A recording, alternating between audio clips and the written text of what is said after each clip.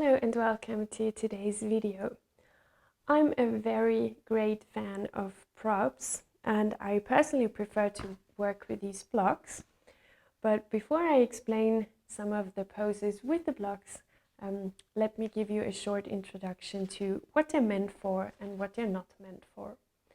I've seen a lot of yoga teachers showing these blocks in their classes and saying to their students, if you cannot do this and this version of an asana, you can use a block for help. So automatically, all the students would try not to use the blocks because that would be something for beginners or for people who cannot do them right. I absolutely don't like this approach with the blocks because I am very much convinced that everyone can work with blocks and it has nothing to do with your level of yoga. In fact, the contrary is the case, because if you can perform an asana in the way that is best for your body, you have the greatest benefit of it. So performing asanas is not about doing something that looks like someone else. It is about performing the asana in the best possible way for yourself. So all our bodies are different and we have different heights, different shapes, different flexibility, and that has nothing to do with the level of yoga. This is just the way we are. So wherever we have the option to make an asana easier or to make it better accessible for someone, we also want to give this person a greater benefit of the pose. So that's why we use these blocks. So in this video, I'm going to show 10 asanas that can easily be modified with a block, with a very easy modification that will help you very, very much. And myself, I don't like performing them without the blocks anymore, and I use them very often in my classes. So let's get started. The first pose I'm going to show is SWAN pose. So for this one, you can use two blocks. One you place in front of the mat and the second one you place on the side. So I'll show it from this side so you can see it. There's not many people who are able to bring their hip bones all the way down to the mat. You can try that yourself. So unless you can bring your hip bone all the way to the mat, your hip is always going to be imbalanced in some way if you're trying to come down here to the front. So by placing a block underneath your hip and moving back a little bit, you will immediately feel the resistance of the hip. So when you're coming up here, you will see that my upper body is straight, and this is just because the hips are straight. So find the height you need, and then you can easily come down here. If you have someone who is not very flexible in their back, you can use a block here on the forehead, and this will relieve the pressure from the neck. Or people with neck problems, back pain, they might want to have a straight line in their back, so you can use a block here in any height that is needed. So you see the posture is much more accurate and much more safe as well using these props instead of forcing someone who might not be so flexible to come all the way down here on the mat and even hurting themselves. In SWAN pose, as soon as we get out of balance here with the hips, you can stop doing this pose because it won't help anymore. So with this modification, you can really assure that the hips are straight and you can perform SWAN pose for your greatest benefit. The next pose I'm going to show is forward fold. So props are not always here to make a pose easier or more accessible. You can also use them to make it more challenging. So when we are in forward fold, you might have students who are a bit more flexible so they can easily reach for their feet. So in order to give them something to hold on, you can place a block in front of the feet and make them hold on to the block instead. here you can also adjust. If you pull the block closer to you, you are going to flex your feet, and this will increase the stretch in the calf. If you move it forward, you have your feet more in a ballerina position, and you can pull a bit more on your back. So this is a modification in forward fold for students who are very flexible in their legs. The next pose I'm going to show is pyramid pose.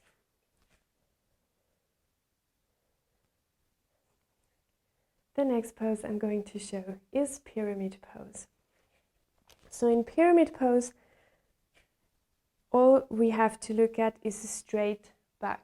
So if I'm doing pyramid pose like this, just to reach the floor, I don't have the effect I would like to have, because then we might also bend the legs, and that's not what the pose is for.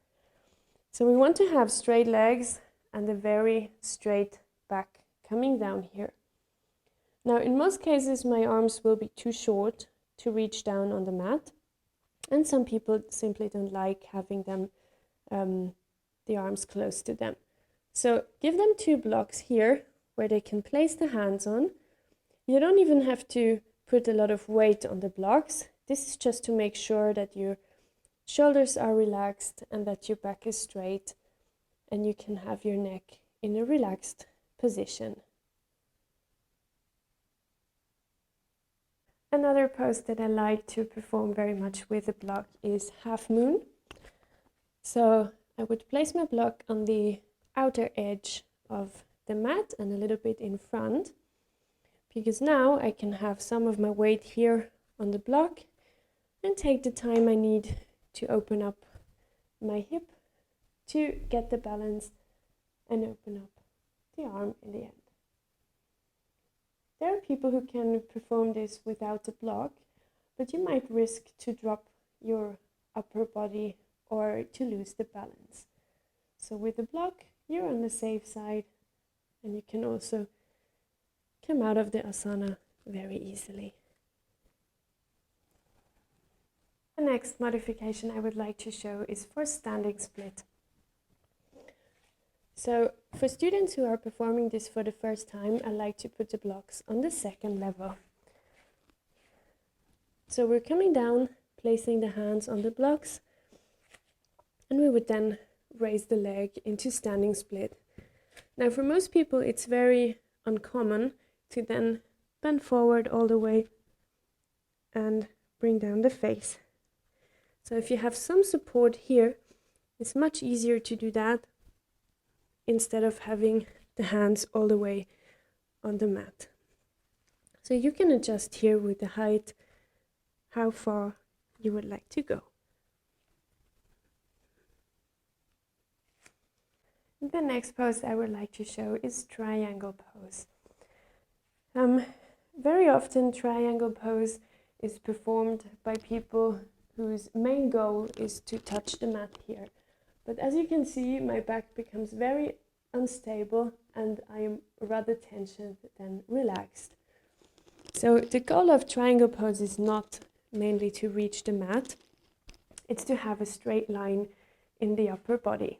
So if we tilt the hips first and then slowly move down to have one straight line running through my arms and my hands, I can place a little bit of weight here on the block to make sure that I am stable and that I keep the power in my core. So this is much safer and much easier to keep than if you are somewhere here constantly and you can't find a stable position.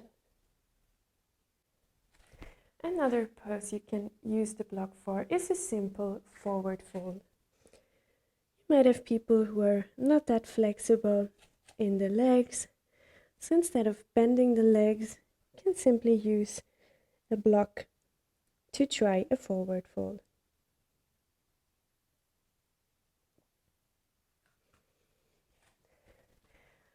The next modification is for students who would like to specifically train their higher back muscles. So if we are in a side-legged forward fold, you can hold the block in front of you and come down this way.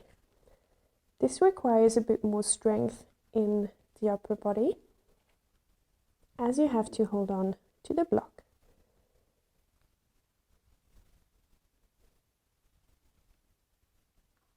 You can then bring it down and use it to place your hands on top if you don't want to reach all the way down. Once again here we can see that if our back is straight, our arms are too short to reach down to the mat, or at least it wouldn't be very comfortable. So then we can use a block, place our hand on the block, and we can practice the same stretch, but it's more consistent and more stable. The next pose I would like to show is garland pose. So I'll keep the block behind me. I'll have the hands in front of the heart and sit down on the block. You can still press the knees outwards, and it's also very strenuous to stay here, but it's a bit more stable than without the block.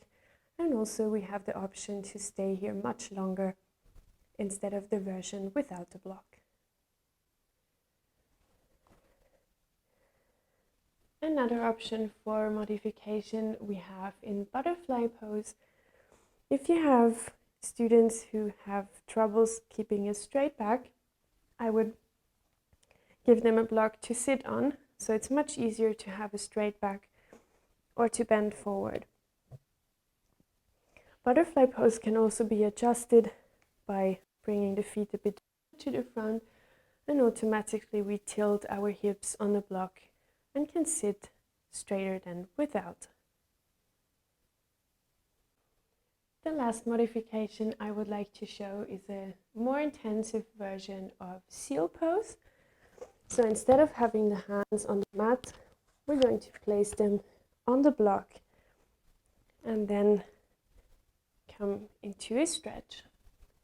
You can see that this is a very intense stretch. So that's for people who are very flexible in the lower back and who have the strength in the shoulders not to collapse here.